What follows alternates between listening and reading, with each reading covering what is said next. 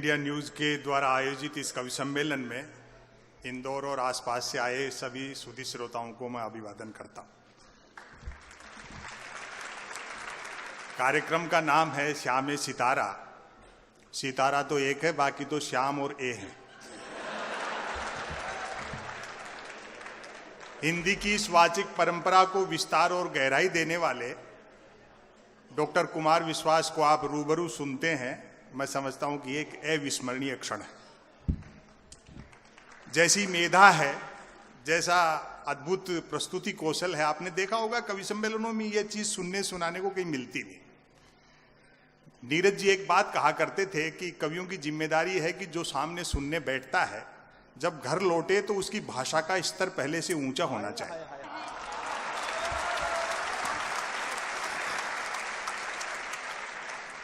जो आत्ममुग्ध नेताओं का नाम ले लेकर के यशगान करते हैं, अमन अक्षर की प्रस्तुति से उनको यह भी सीखना चाहिए कि 22-24 साल का बच्चा कितना गहरा सोचता है।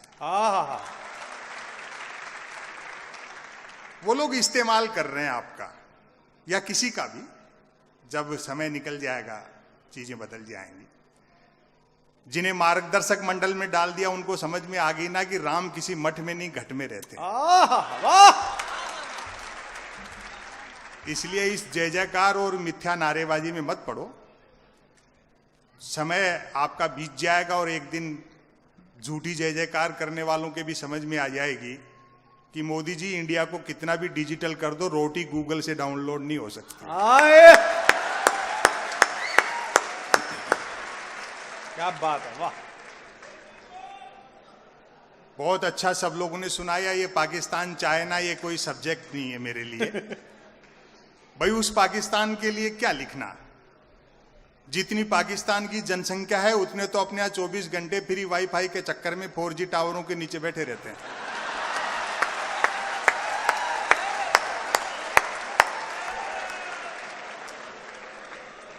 और चाइना से युद्ध हुआ तो इस बार आर पार की होगी, 62 वाला हिंदुस्तान नहीं है। अपन जीतेंगे और उस खुशी में फिर चाइनीज पटाखे फोड़ेंगे। हरिशंकर परसाई जी ने लिखा कि देशभक्ति देवी देवताओं से सीखो। अच्छा। 33 करोड़ हैं। 1947 में देश का विभाजन हुआ, एक भी उस तरफ नहीं गया।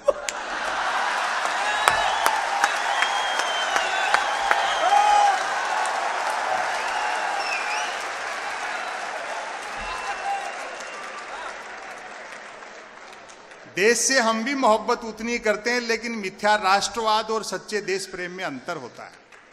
क्या बात है। समस्या यह है कि सीमाओं पर भूना कोई जाता है और राजनीति में भुनाता कोई और। हाय हाय वाह। राम को लेकर के क्या बढ़िया गीत सुनाया। जितने प्रायोजक यहां बैठे हैं, जिन्होंने अपना समय, श्रम और गाड़ी कमाई का पसीने का धन इस कार्यक्रम के लिए दिया है, हम कवि लोग उनका आभार प्रकट करते हैं। दुनिया में पैसा बहुत कुछ है, लेकिन सब कुछ नहीं है। आपके धन से कितने लोगों के चेहरों पर मुस्कान आती है और कितने लोग एक चिंतनपूर्ण सामग्री साथ लेकर के जाएंगे, ये बड़ा यज्ञ है। बहुत बहुत बहुत। जब राम पास में थे तो सीता को सोने का हिरण चाहिए था, हाय हाय। और वही सीता जब सोने की लंका में बैठी थी तो हाय राम कह रही। हाय हाय हाय। टैलेंटेड इंडिया न्यूज ने बहुत अच्छा चयन किया कवियों का, यह भी अच्छी बात है। आज देखो क्या बढ़िया गीत हुए। अभी तो 5-7 दिन पहले कवि सम्मेलन में फंसे। कवियत्री ने सरस्वती वंदना की और बहुत बेसुरा गा रही थी। वंदना के बोल थे, मां मुझे स्वर का ज्ञान दे। मैंने कहा भाई वंदना अपनी जगह है, मांग वाजिब है।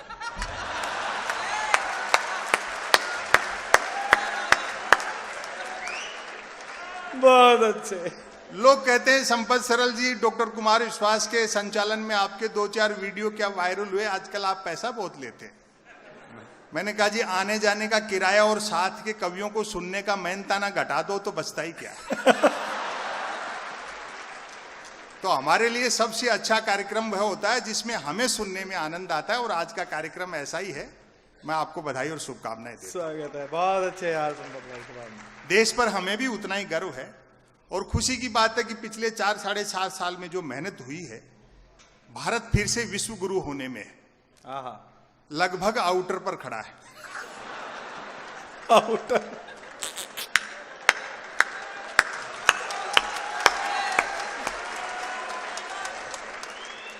और वैसे भी उस देश को विश्व गुरु होने से कौन रोक सकता है जिसकी जेलों तक में संत महात्मा रहते हो। जिंदाबाद। असम संपत सरल। जबरदस्त हास्य का माहौल है, कहीं तनाव नहीं है। हाँ, वो तो उसके गीत की वजह से मेरी आंखें गीली हो गई, क्योंकि हम भी थोड़ा करुणा को जीते हैं। वो किसी शायर का एक शेर है ना कि हंसता हूं आसपास के आंसू समेट कर, वो क्या खाक हंसेंगे जिन्हें रोना नहीं आता। आए हाय आए हाय। वरना देश में बहुत जबरदस्त हास्य का माहौल है, एक तरह से हास्य का स्वर्णकाल चल रहा है। जिन्होंने अच्छे दिन का वादा किया था, उनको उनका वादा याद दिलाओ तो खुद ही हंसने लगते हैं।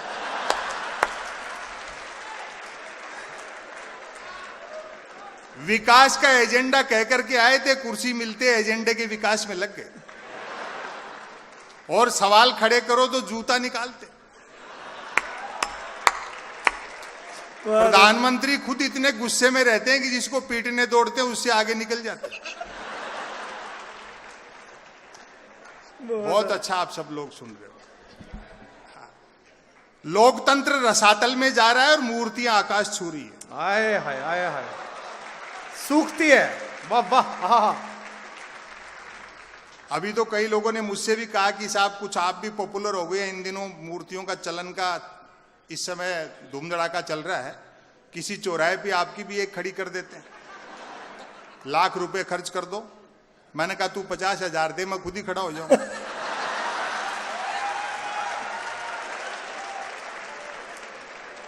मेरे ये समझ में नहीं आती कि नेहरू को छोटा करने से पटेल कैसे बड़े हो जाए। आए हाय। वाह वाह। जिस सरदार सरोवर के तट पे पटेल की सबसे ऊंची मूर्ति लगी है, उस सरदार सरोवर परियोजना का शिलान्यास ही पंडित जवाहरलाल नेहरू ने किया। इसलिए अपने जनप्रतिनिधियों से सवाल करो और स्वस्थ लोकतंत्र और प्रजातंत्र की जो बुनियाद है उसको और मजबूत करो। अभी तो बीजेपी के एक सांसद ने नहीं, प्रधानमंत्री ने कहा था मेरा बूथ सबसे मजबूत, उसने मेरा बूट समझ लिया। अपनी ही पार्टी के एक विधायक का चरण पादुका पूजन कर दिया।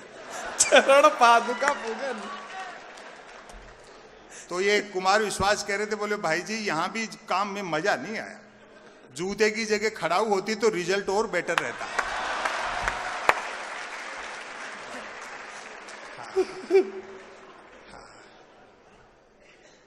मीडिया के लोग यहां बैठे होंगे, ये भी बहुत हंसा रहे हैं सर। ये तो अच्छा वेब पोर्टल का कार्यक्रम है, सुबह अखबार पढ़ दो तो हंस हंस के पेट दुख जाता है मेरा। अखबार में आप खबर पढ़ो, एक लाइन में व्यंग हो जाता है, आज भारत के प्रधानमंत्री भारत आएंगे।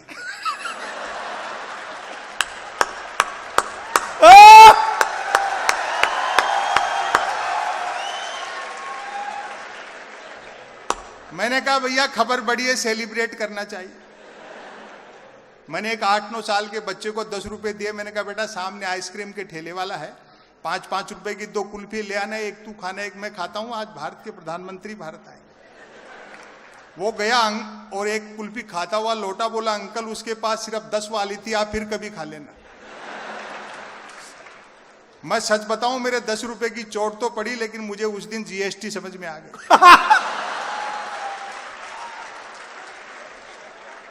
और व्यंग पर तालियां तो अब आपकी अब उठेंगी। मैंने कहा बेटा छोटी सी उम्र में इतना टैलेंट, चाय वाय बेचते हो क्या?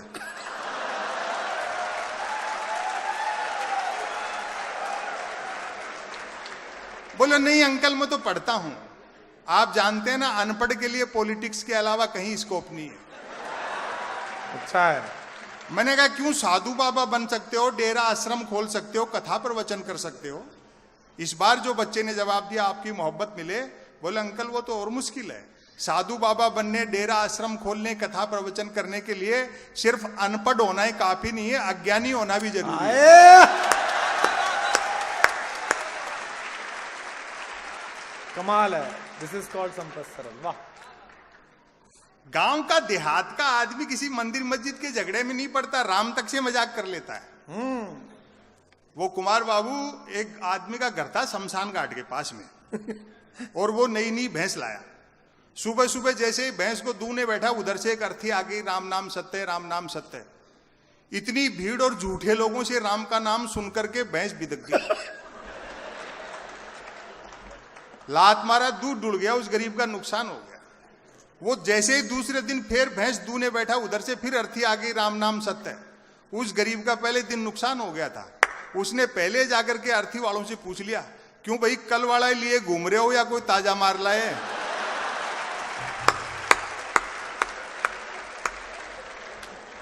तो अपनी सुविधा के हिसाब से मार लेते हैं, अपनी सुविधा के हिसाब से मुर्दा जिंदा कर लेते हैं। आए हाय आए हाय आए हाय। हाँ, लेकिन चीजें बदलेंगी भी, ऐसा कुछ नहीं है।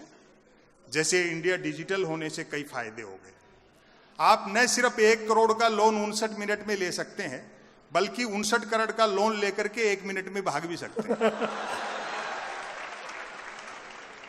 और बड़े व्यापारी लोग यहां बैठे हैं। बिजनेस तो इतना आसान हो गया डिजिटल इंडिया होने के बाद कि बस पूछो मत। अच्छा। मैं तो अभी पिछले दिनों दवा खरीदने गया दुकान पे, तबीयत खराब नहीं थी, दरअसल एक्सपायरी डेट की दवाइयों पे डिस्काउंट चल रहा है। संयोग से उस दिन धनतेरस थी, तो दवा वाले ने पूछ लिया आज कैसे। मैंने कहा 2 कारण है, एक तो धनतेरस थी तो कुछ ना कुछ खरीदने का रिवाज है, और दूसरा आज के दिन सारे बाजार में आप ही के यहां सबसे कम भीड़ थी। तो वो भी मजाक पे उतर गया, बोले यार सच कह रहे हो, तमाम दुकानों को देखते हुए, भीड़ को देखते हुए सोच रहे थे एक दिन के लिए हम भी दवा की दुकान के आगे बर्तन रख लेते तो 2 पैसे का बिजनेस ठीक से हो जाता। वो 10 दुकान छोड़ करके, सिंह साहब है मेडिकल वाले, वो तो दीपावली पे पटाखे बेचते हैं। मैंने कहा सिंह साहब के पास पटाखे बेचने का लाइसेंस है क्या? बोलो लाइसेंस ही पटाखे बेचने का है, बिना लाइसेंस के तो वो दवाइयां बेच रहे हैं।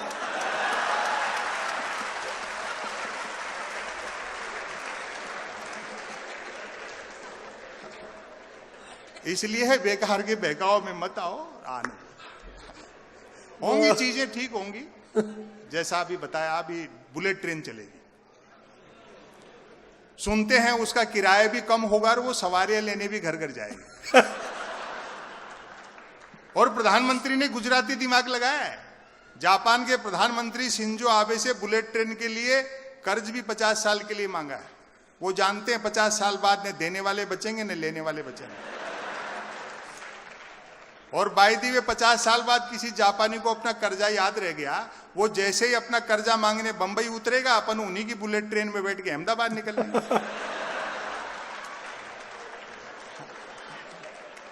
और प्राइम मिनिस्टर ने साफ कह दिया कि भैया हमें इसमें सवारियां नहीं बिठानी है, ये चुनावी रेल है, इसलिए फटाफट चला, भले ही पटरी वटरी बाद में बिछाते रहे।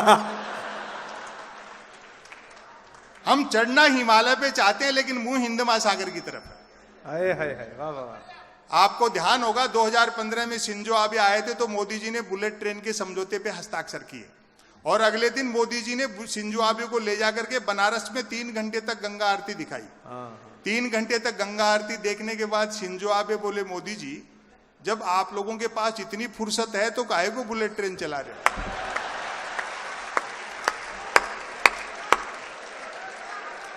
जो बुनियादी मुद्दे हैं, रोजगार चाहिए बेरोजगारों को, क्या बात है, फीस महंगी हो गई, महंगाई आसमान छू रही है, और लोगों की जो सामान्य जरूरतें हैं वो तक पूरी नहीं हो रही, तब कुछ चीजें हैं, तभी हम लोग व्यंग करते हैं। स्वागत है, क्या बात। महापुरुषों के नाम पे, मिथकों के नाम पे लड़ा जा रहा है। आप ही के शहर के एक बड़े नेता ने ये कह दिया, भाई बापू का आजादी के आंदोलन में कोई योगदान नहीं रहा। तो हमने उसका बुरा नहीं माना कि भाई हो सकता है खुद के बापू के लिए कह रहे हैं।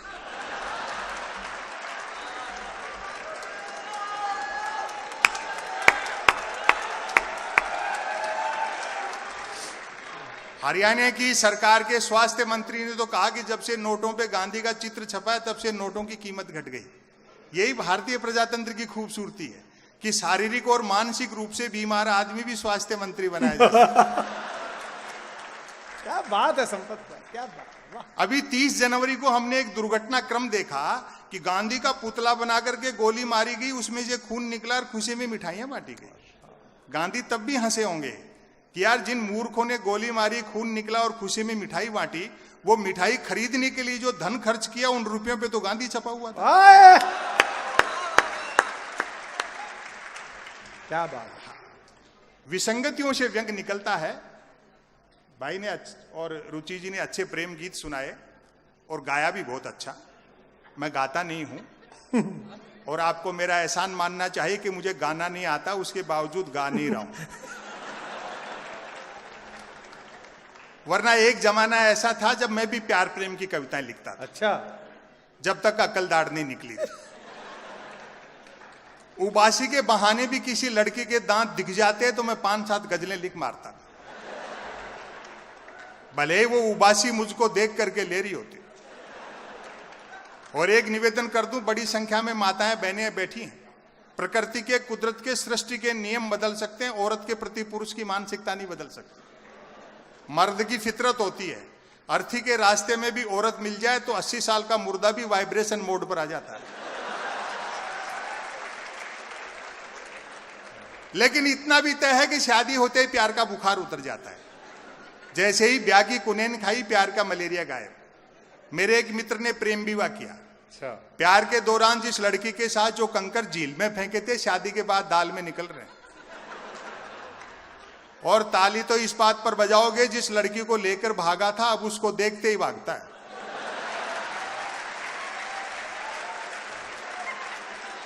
शादी के 3 दिन बाद मिला। मैंने कहा नया नया प्रेम विवाह किया, पत्नी को लेकर सिनेमा जाए, सैर सपाटा करके मंदिर मंदिर भटकता है। बोले भाई साहब सुना है जोड़े ईश्वर बनाता है, बस उसी को ढूंढना। ये वो त्याग और समर्पण का काम है। प्यार मोहब्बत बलिदान मांगता है। मैं ऐसे कई लड़कों को जानता हूं जो कॉलेज के जमाने में मेरे साथ पढ़ते थे, जिन्होंने अपने बाप की गाड़ी कमाई से प्रेमिकाओं को जलेबी खिलाई, आजकल शहर के नामी हलवाई बने हुए। और मेरे मित्र का त्याग तो प्रेम के मामले में महात्मा बुद्ध से भी बड़ा है। बुद्ध अपनी पत्नी और बेटे को सोता हुआ छोड़कर चले गए थे। वो रोज रात को इंतजार करता है कि लुगाई सोए तो घर में घुसूं। और देखो, मैं तो हिंदी साहित्य का विद्यार्थी था।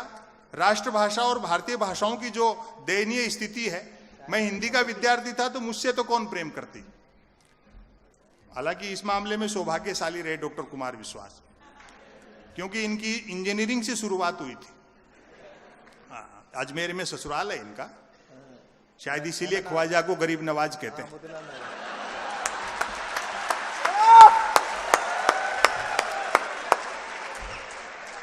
मैं तो हिंदी साहित्य का विद्यार्थी था, इसलिए मुझसे कौन प्रेम करती। भाई मरते हुए पे कौन मरेगा।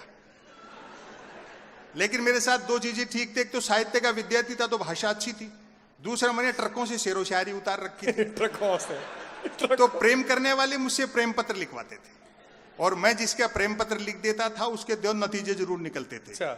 या तो उसकी शादी हो जाती थी या फिर वो पिटता था। हालांकि बात एक ही है,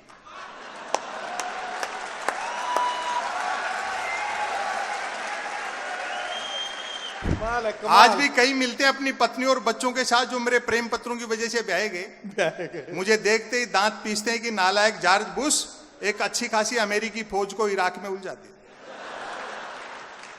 हिंदुस्तानी आदमी आम दिन तो छोड़ो, 14 फरवरी को वैलेंटाइन डे आता है, उस दिन तक सुख से प्रेम नहीं कर सकता।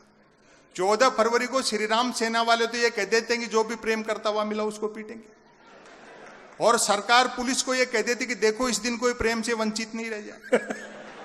जो प्रेम करते हुए मिलते हैं उनको तो श्री राम सेना वाले पीटते हैं, जो नहीं करते उनको पुलिस वाले पीटते हैं। ये वैलेंटाइन डे वगैरह है क्या? मेरे ख्याल से वैलेंटाइन डे एक सोने का हिरण है जिसे बाजार के जंगल में उन कंपनियों ने छोड़ रखा है जो धनुष बाण का बिजनेस करती है। बहुत अच्छे, बहुत अच्छे। कबीर को, सूर को, तुलसी को, मीरा को पढ़ो, मीर को, दाग को, गालिब को पढ़ो तो पता लगता है प्रेम दर्शन का विषय, प्रदर्शन का विषय नहीं। हाँ, क्या बात है, क्या बात है। जिन नौजवानों के कंधों पर चुनौतियां हैं, परिवार की, समाज की, देश की, कैरियर की, दोस्तों एक निवेदन कर दूं, कोई प्यार मोहब्बत जैसी बात नहीं। ये मीडिया के बंधु नेह के नाम पे अपनी टीआरपी तलाशते हैं। समय बदल गया, समा का स्थान ट्यूबलाइट ने ले लिया, परवाना जलने की गरज से जाता है तो छिपकली खा जाती है। टीवी वाले भी क्या हद करते हैं साहब।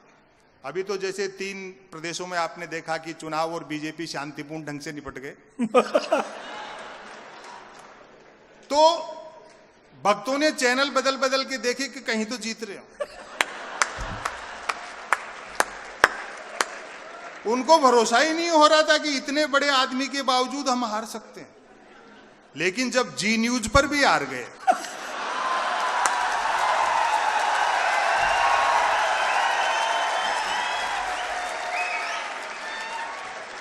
तब लगा कि भैया अब हार गए। वो प्राइम टाइम में न्यूज चैनलों पर बहस देखते हो, जैसे किसी जमाने में अवध के नवाब मुर्गे लड़ाते थे। अमूमन 4 जन बहसी आते हैं, एक मुद्दे का समर्थक, दूसरा मुद्दे का विरोधी, तीसरा बुद्धिजीवी दोनों को हड़काने वाला, और चौथा एंकर तीनों को भड़काने वाला। और व्यंग पर आपकी दाद उठेगी, चौथा एंकर तीनों को भड़काने वाला। बहस होनी होती है गरीबी की रेखा पर, और करते रहते हैं रेखा की गरीबी पर।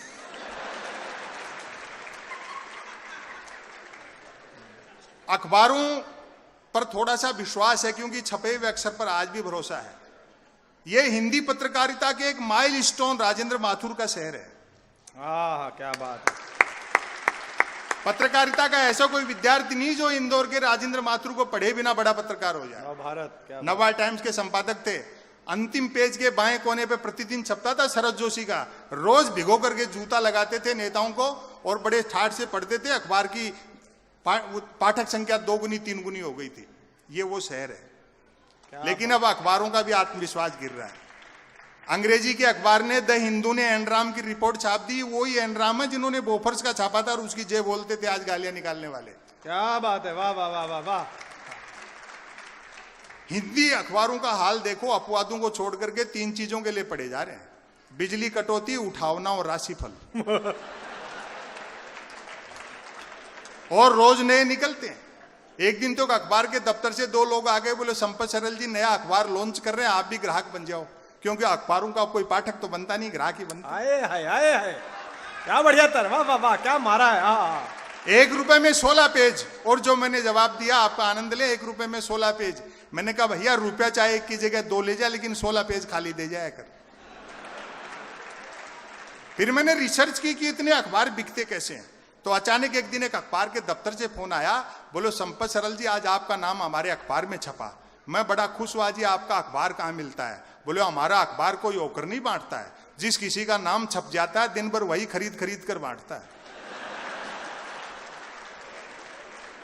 इस मीडिया की गैर जिम्मेदारी पर मुझे ताज भोपाली का एक शेर याद आता है कि तुम्हारी बज्म के बाहर भी एक दुनिया है। हाय हाय हाय हाय, तुम्हारी बज्म के बाहर भी एक दुनिया है, मेरे हुजूर बड़ा जुर्म है बेखबरी। हाय हाय हाय, वाह भैया वाह। नेताओं की जय मत बोलो, सवाल करो, समय हिसाब लेगा। वो भले ही कितने भी आत्ममुग्ध दो। और अब तो आत्ममुग्ध का ये हाल है कि 2019 में अगर जीत गए ना डॉक्टर साहब, तो हो सकता है सबसे ऊंची मूर्ति पे चेहरा अपना लगा दें। समय हिसाब लेता है। जिन अंग्रेजों का सूरज नहीं डूबता था, उनके वायसराय और राजाओं की यूनिफॉर्म बैंड बाजे वाले पहनते हैं। क्या बहुत अच्छे, बहुत अच्छे। इसलिए मौलिकता, सादगी, पारिवारिकता, सामाजिकता और पारदर्शिता ये लोकतंत्र की बुनियादी चीजें हैं। क्या बात है संपत जी, क्या शानदार, वाह। एक रचना आपको सुना देता हूं। सोशल मीडिया का दौर है, हमारी ऐसी कोई रचना नहीं जो आप लोगों तक नहीं पहुंची हो। हम कवि लोग तो इसलिए चल रहे हैं कि आप लोगों की याददाश्त कमजोर है। अच्छा अच्छा। लेकिन लाइव सुनने का एक अलग आनंद है। चूंकि यहाँ शिक्षण संस्थाओं में पढ़ने वाले बच्चे बैठे हैं, मैं उनको बताना चाहता हूं ये लेख उनको समर्पित है। सुन रखा हो तो क्षमा याचना सही। स्वागत है। हम तकनीक के दौर में जी रहे हैं। टेक्नोलॉजी के फायदे ये हैं कि भौगोलिक दूरियां कम हो गई, लेकिन आदमी से आदमी को दूर कर दिया। वेब पोर्टल का कार्यक्रम है, उनको धन्यवाद देना चाहता हूं कि वेब पोर्टल चलाने के बावजूद भी आपने एक ऐसा कार्यक्रम किया कि इतने लोग घरों से आए और आपस में एक दूसरे से मिले। क्या बात है, क्या बात है, वाह। क्योंकि मनुष्य जितना लैंग्वेज से सीखता है, उससे कहीं ज्यादा बॉडी लैंग्वेज से सीखता है। कि उम्रे दराज मांग कर लाए थे 4 दिन, 2 टेलीविजन ने लील लिए, 2 इंटरनेट ने। यदि किसी ने कुछ एक अक्षरों तक की नेकी कर डाली हो तो उसको फेंकने के लिए ट्विटर से बेहतर दरिया नहीं है। जो कुछ नहीं कर सकता है वह भी ट्वीट कर सकता है, और एक बार जो ट्वीट करने लगता है फिर वो कुछ नहीं कर सकता। पता नहीं से सोशल मीडिया क्यों कहते हैं। हजारों किलोमीटर दूर बैठे आदमी से तो हम चैटिंग से जुड़ना चाहते हैं, लेकिन बस ट्रेन फ्लाइट में सफर करते हैं तो कोशिश रहती है बराबर वाली सीट खाली रहे। आए हाय वाह वाह वाह, बहुत अच्छा। मैं तो सोशल मीडिया का लोहा उस दिन मान गया जब एक सज्जन ने यूट्यूब पर मेरे कवि सम्मेलन की एक ही क्लिप को साल में 100वीं बार सुना और नीचे गाली लिखी, लानत है संपत सरल को, नालायक ने साल भर से रचना तो छोड़ो कपड़े तक नहीं बदले। एक आ गई है सेल्फी। क्या आत्ममुग्धता का दौर है साहब। हम देखते हैं कई महिलाएं अपनी सेल्फियां ले लेकर के हर 10, 15, 20 मिनट में सोशल मीडिया पे अपलोड करती हैं। आपको सच बताऊं, उन सुंदरियों के चेहरे देखकर मेरे मन में वही भाव आते हैं जो कभी दर्पण में पद्मिनी का चेहरा देख करके अलाउद्दीन खिलजी के आते हैं। लेकिन कितना धोखे का संसार है। वही सुंदरियां मुझे सामने आमने आक्षात मिल गई। बड़ा धोखा हुआ साहब, जिनको पद्मिनी समझता रहा वो तो खुद अलाउद्दीन खिलजी निकली।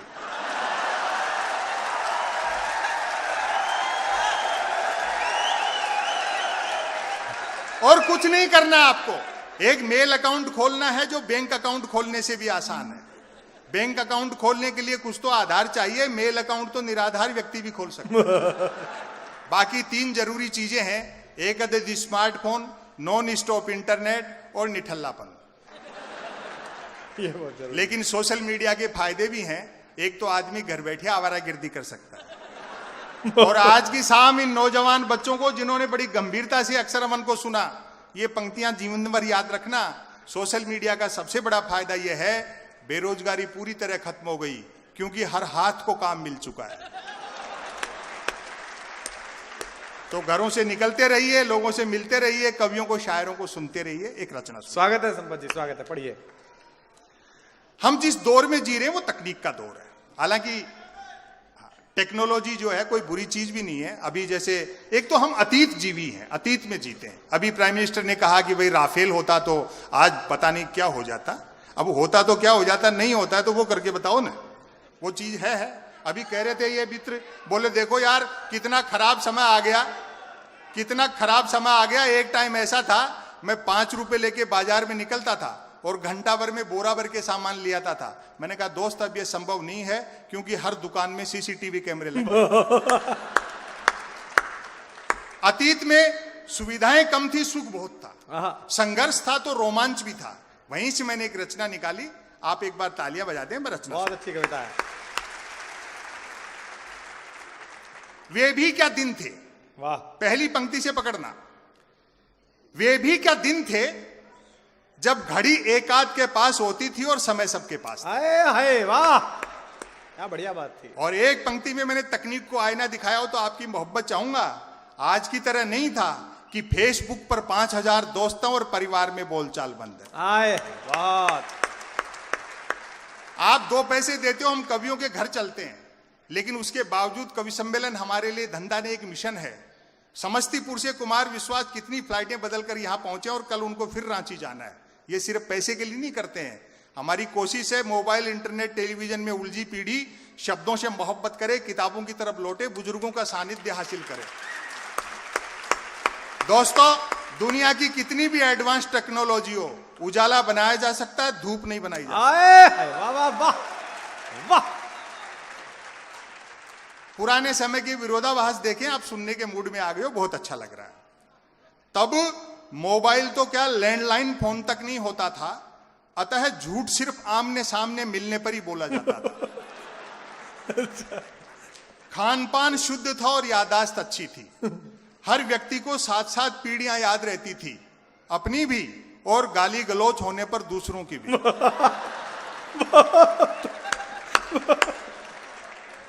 इसी इंदौर के शरद जोशी जी गद्य पढ़ते थे, केपी सक्सेना जी पढ़ते थे। हमारी प्राथमिक शिक्षा तो ऐसी थी जिसमें शिक्षा प्राथमिक नहीं थी। हमारा 50 बच्चों, 3 अध्यापकों, 2 पेड़ों और 1 कमरे का स्कूल हुआ करता था। आज तो इतने के बल पर लोग यूनिवर्सिटी चला रहे हैं।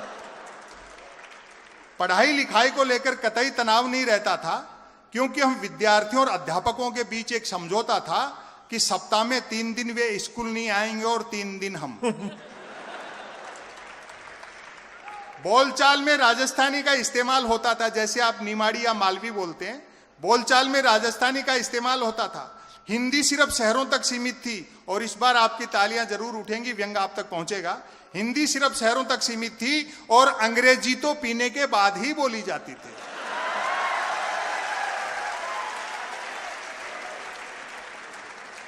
कई प्रकार के खेल कूद थे। अब तो बच्चे गेम के नाम पर वीडियो गेम खेलते हैं। बच्चे भी क्या करें, खो खो, कुश्ती और कबड्डी तो संसद विधानसभाओं में चले गए। बाकी खेलों को क्रिकेट ने बाउंड्री लाइन से बाहर कर रखा है। हालांकि क्रिकेट तब भी खेला जाता था, बैट का मालिक बैटिंग करता था और बॉल का मालिक बॉलिंग। फील्डर भी यही 2 होते थे। बैट टच न होने पर फेंकी हुई गेंद फेंकने वाले को लानी पड़ती थी। एक ओवर कुल कितनी गेंदों का होगा, यह गेंद का मालिक तय करता था। बल्लेबाज पहले गेंद पीटता था, फिर मूड के अनुसार भागकर या चलकर रन बनाता था, तत्पश्चात गेंद लाता था। अब आपकी तालियां उठेंगी। ऐसा भी होता रहता था कि बल्लेबाज की दिन भर गेंद लाने की इच्छा नहीं रहती थी और वह दिन भर रन ही बनाता रहता था। हम आवारा पूंजीवाद के दौर में जी रहे हैं। क्या बढ़िया शब्द है, आवारा पूंजीवाद, जिसने मनुष्य के भीतर असुरक्षा बोध भर दिया। अच्छी बात है। लाखों करोड़ों जमा हैं, उसके बावजूद चिंता रहती है कल क्या होगा।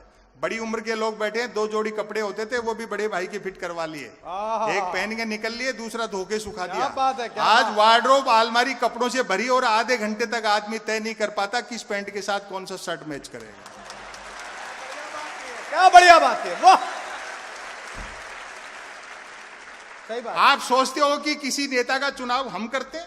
पूरा वैश्विक परिदृश्य आप देखिए। 10-12 मल्टीनेशनल कंपनियां मिलकर के जिसमें चाबी भर देती हैं, वो खिलौना चल पड़ता है। चालाक अर्थशास्त्रियों ने सारे समीकरण उलट पलट कर दिए, चुंबक के गुण बाजार में भर दिया और मनुष्य को लोहा बना दिया। जिंदाबाद। बुजुर्गों को समर्पित है। लोग भूखे उठते तो थे, किंतु भूखे सोते नहीं थे। आए है। महंगाई बिल्कुल नहीं थी। ईमान के अलावा सब कुछ सस्ता था। सस्ताई का अंदाजा आप इसी से लगा लें कि फिल्मों में हीरोइनों को पैसा कम मिलता था तो भी कपड़े पूरे पहनती थी।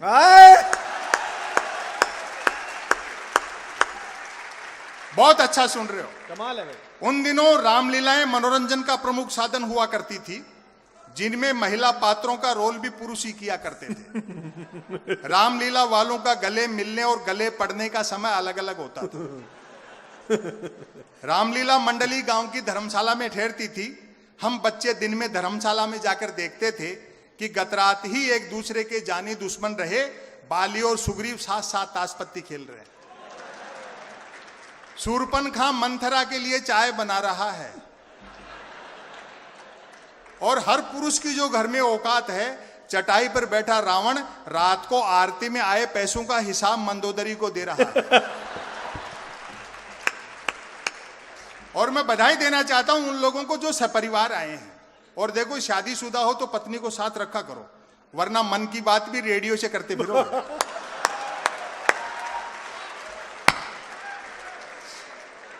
लोग पैदल चलते थे और पदयात्राएं करते थे, जो कि पद प्राप्त करने के लिए नहीं होती थी। क्या बात है। कुछ एक के पास साइकिलें होती थी जो 4 रोटियों में 40 का एवरेज देती थी। 4 रोटी में।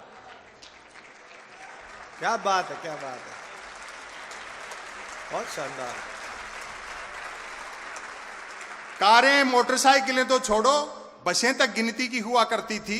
जहाज और हवाई जहाज तो हम किताबों में देखते थे और कॉपियों के बनाते थे। आए।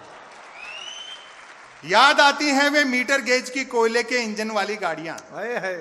तय करना कठिन था कि ट्रेन और यात्रियों में कौन किसको ढोरा है।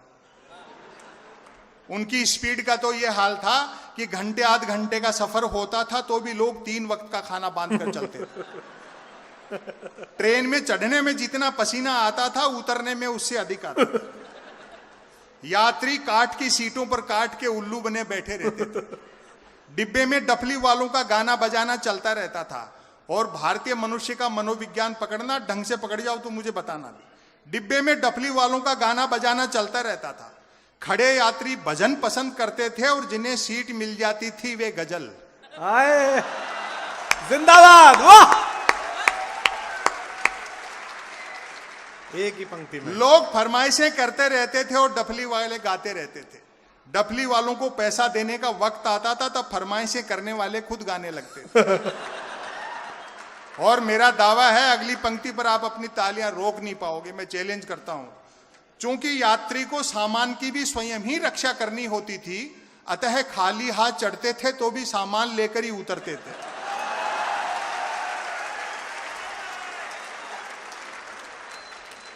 चिट्ठी पत्री का दौर था। एसएमएस ईमेल वाले क्या जाने पत्र लेखन का स्वाद। और हमारे बड़े शायर हैं उदय प्रताप सिंह जी, जो समाजवादी पार्टी के सांसद भी रहे, उनका एक शेर है कि मोबाइलों के दौर के आशिक को क्या पता, रखते थे कैसे खत में कलेजा निकालकर। एसएमएस ईमेल वाले क्या जाने पत्र लेखन का स्वाद। पत्रों में व्याकरण अशुद्ध होते हुए भी आचरण शुद्ध होता था। मैंने तो स्वयं कई बार अपने पिताजी को चरण स्पर्श की जगह आशीर्वाद लिखा है। समापन की ओर बढ़ता हूं। खत लिखता हूं खून से शाही न समझना, अर्थात प्रेम पत्र लाल शाही से लिखकर अपने खून से लिखा बताने का रिवाज तब भी था। परिणाम भी वैसा ही निकलता था। जिन्होंने वैसे प्रेम पत्र लिख लिख कर कबूतर उड़ाए थे, आज बेचारे शादीशुदा और तोते उड़े हुए। शादी से याद आया, तब शादियों में व्यर्थ का धूम धड़ाका और दिखावा नहीं होता था। बस 2-4 बाराती बैंड पर बजती बीन की धुन पर नागिन डांस कर लेते थे, क्योंकि तब बीन बनाने के लिए रुमाल ही 2-4 बारातियों के पास होते थे। और इसका अंतिम पैरा, वह टीवी नहीं रेडियो का युग था। कुछ भी कहो साहब, प्राइम मिनिस्टर के मन की बात से रेडियो के तो अच्छे दिन आए। जो अच्छा है वो अच्छा कहना पड़ेगा। पहली बार जब मन की बात की रेडियो पे, तो राष्ट्रपति ओबामा ने अमेरिका से बधाई दी कि मोदी जी आज तो आपको रेडियो पे देखा।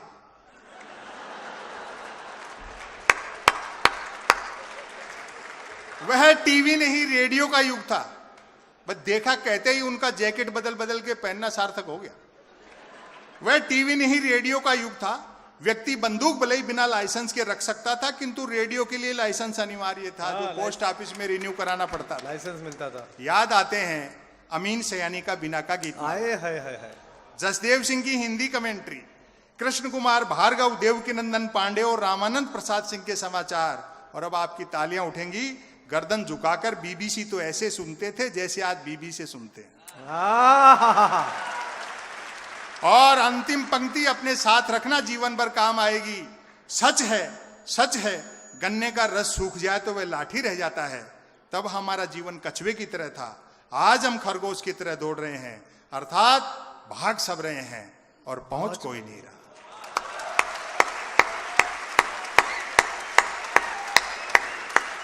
जिंदाबाद। संपत जी क्या शानदार पढ़ा है।